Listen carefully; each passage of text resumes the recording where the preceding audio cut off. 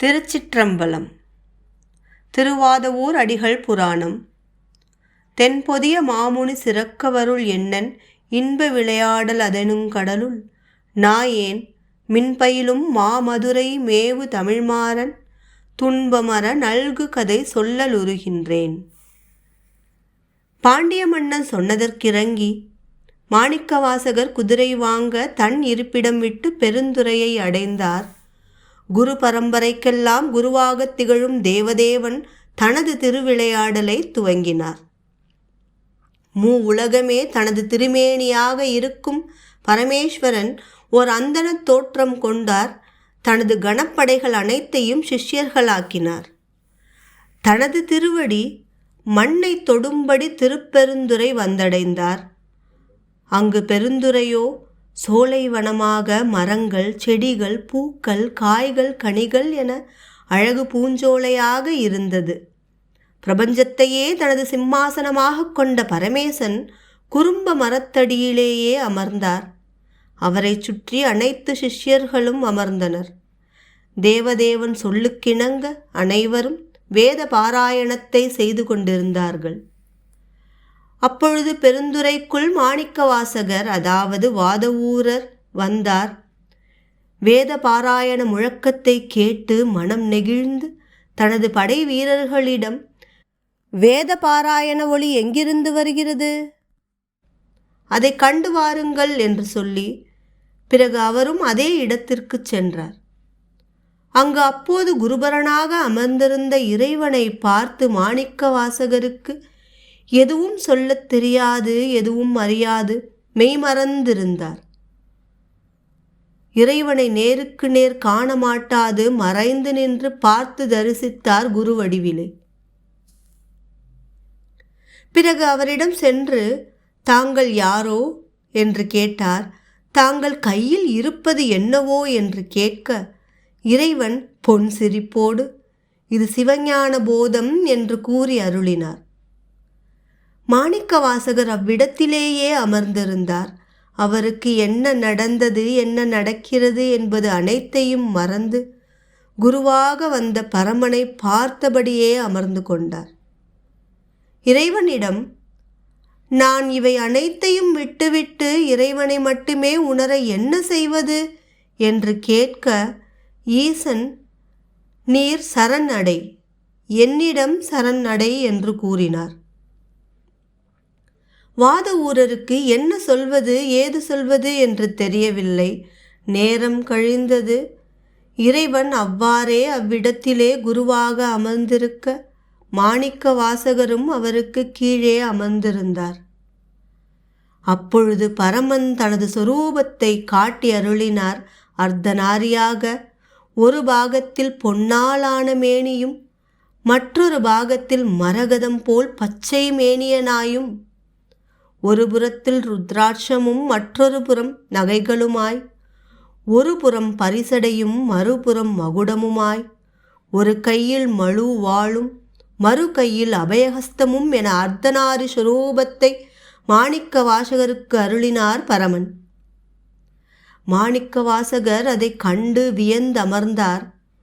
3 லோகங்களையும் ஆளும் ஈசன், ஜகஜனநாதன், அனைத்தும் அவனே, ஆனால் வெளியே எளிய பங்கன் என்பதை உணர்த்தும் வகையிலே ஜகத்தை ஆளும் பரம்பொருள் அந்த மரத்தடியிலே தனது கையை கொண்டு தலையில் வைத்து படுத்துறங்கினார். அடுத்த நாள் விடிந்தது. சுவாமி குளிக்கச் சென்றார்.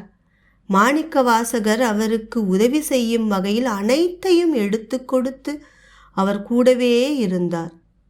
பரமன் குளித்து புது ஆடை அணிந்து ருத்ராட்சம் மற்றும் திருநீர் அணிய, மன்மதனே பொறாமை கொள்ளும் வகையில் அழகு பொருந்திய திருமேனியுடன் வந்தமர்ந்தார் ஈசன்.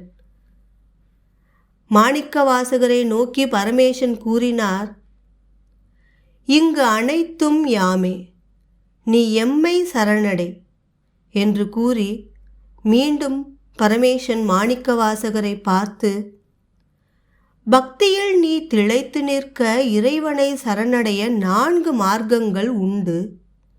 சரியை, கிரியை, யோகம், ஞானம்.